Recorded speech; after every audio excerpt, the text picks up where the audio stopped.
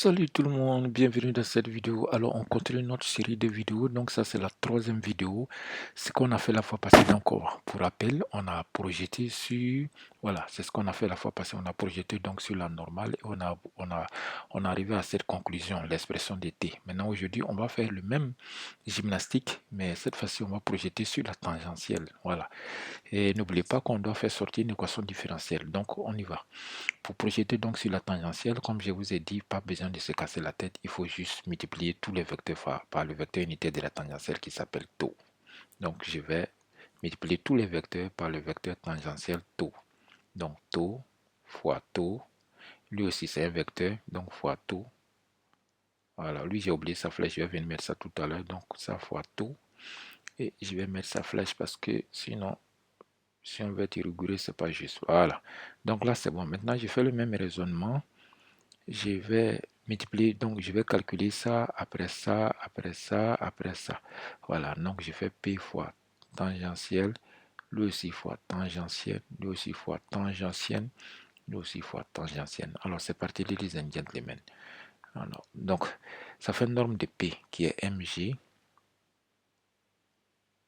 fois norme de la tangentielle, vecteur unitaire de la tangentielle, ça fait 1, puisque c'est un vecteur unitaire comme on a vu la fois passée, fois le cosinus entre P et la tangentielle. Voilà, c'est ça qui... Alors, regardez, la tangentielle, c'est là, P, c'est là.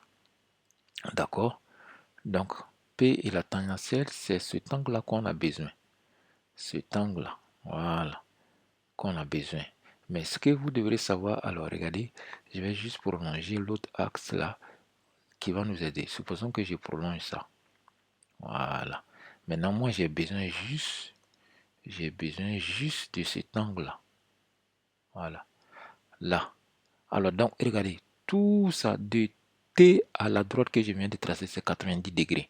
Donc, 90 degrés, vous voyez, ça, c'est alpha. On est d'accord, de là à là, c'est alpha qui est là. C'est la même chose, ok? C'est cet angle alpha, là, là. Ça, là, c'est l'angle alpha. Donc, pour avoir l'angle qui est ici, vous voyez, de là à là, c'est 90 degrés, c'est perpendiculaire. Donc, je fais pi sur 2, c'est-à-dire 90 moins alpha. Ce qui va rester, c'est l'angle en tangentiel et pi. Ça me fait donc cosinus de 90 degrés qui est pi sur 2 moins alpha. Or, cosinus de pi moins alpha, ouais, cosinus de pi moins alpha, c'est égal à sinus alpha. Ok? Alors, cosinus de pi moins alpha, ce sera égal à sinus alpha. Donc ici, ça me fait donc m fois g fois sinus alpha. Voilà. Sinus alpha. Voilà.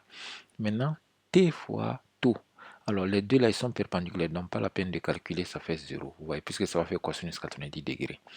Maintenant ici, gamma normal fois la tangentielle, ça fait également 0, puisque gamma normal, lui, il est sur la normale. Or, on veut multiplier par la tangentielle, ça fait 0. Parce que cosinus va faire cosinus de 90 degrés, c'est 0. Maintenant ici, lui, il ne va pas faire 0. Ici, c'est gamma tangentielle.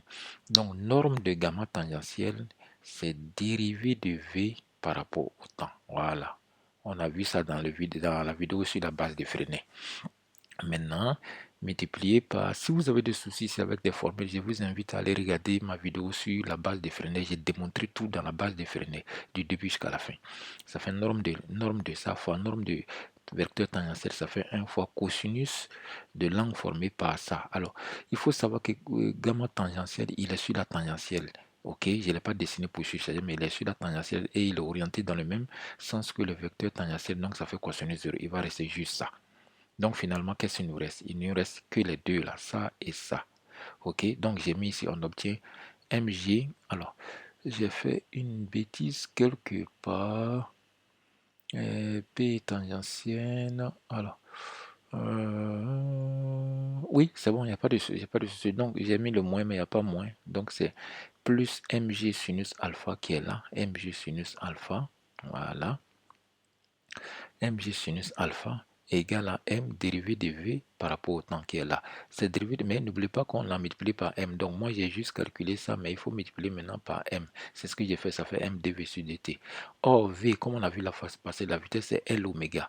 Alors ça c'est ce qu'on avait utilisé quand on a projeté sur la normale, mais cette fois-ci, c'est celle-là qu'on va utiliser parce qu'on a besoin d'une équation différentielle. Il faut savoir que soit on écrit L oméga, soit on écrit L dérivé de alpha, dérivé une fois. Donc oméga là, c'est son autre nom qui est alpha dérivé une fois, puisque l'angle s'appelle alpha et l'angle change en fonction du temps. Maintenant, finalement, qu'est-ce qu'on peut faire? J'ai remplacé, donc, vous voyez, j'ai écrit tout ça jusqu'ici, et le V qui est là, je l'ai remplacé juste par L alpha point. Voilà. Maintenant, ce sera égal à quoi? J'ai réécrit ça, et c'est égal à M. Voilà. Je peux même, vous voyez, je vais simplifier les MM. Le moins la sauté, il n'y a pas de moins. Voilà. Donc, ça va me faire G, il n'y a pas de moins ici aussi, ça fait G sinus alpha égale, regardez, dérivé de L alpha point, c'est comme si vous voulez dériver 2x. On est d'accord que vous gardez 2 et puis vous dérivez x, vous faites x prime. C'est le prime là que nous on appelle ici dv, d de alpha point sur dt. Donc, vous voyez, je vais donc faire sortir le L c'est une constante, donc je ne le dérive pas. Le L, c'est comme mon 2 ici, et je dérive celui qui va rester là, alpha point, donc il va venir alpha 2 points, puisqu'il était déjà dérivé une fois, il sera dérivé 2 fois. Finalement, qu'est-ce que j'ai fait? J'ai divisé tout le monde maintenant par L. J'ai divisé tout le monde par L, tout le monde par L. Donc ça m'a me fait alpha 2 points. C'est-à-dire quand j'ai divisé tout le monde par L, le L là va partir et celui qui vont rester, je les envoie ici. Donc ça va faire moins, comme on appelle G sur L de alpha, sinus alpha, voilà, égale à 0. Voici l'équation différentielle que nous allons nous avertir à résoudre dans la prochaine vidéo. Cette vidéo, donc, chers amis, ladies and gentlemen, la famille, n'hésitez pas à vous abonner pour ne pas louper de plus en vidéo. Pour rappel, nous faisons ici la physique, la chimie, la programmation informatique. Il n'y a pas de raison que vous soyez abonné à cette chaîne et que vous suivez toutes mes vidéos et que vous ne soyez pas polyvalent partout. L'objectif, c'est d'être polyvalent. Donc, Inch'Allah, si Dieu le veut, tout le monde sera polyvalent sur cette chaîne. Cette vidéo est terminée.